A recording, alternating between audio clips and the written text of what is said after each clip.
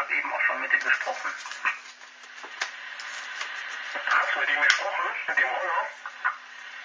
Nee, da war der wohl noch beim Dieter drin. Aha. Da hatte ich jetzt am Roller, hat der sich Funk gemacht.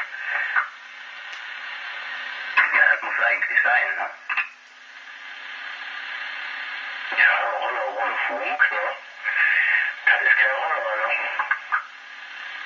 Ja, das ist wahr. Ja, und Mikey war heute drauf. Ach, echt? Ja, ja, aber sehr früh, ne? So gegen 1, glaube ich.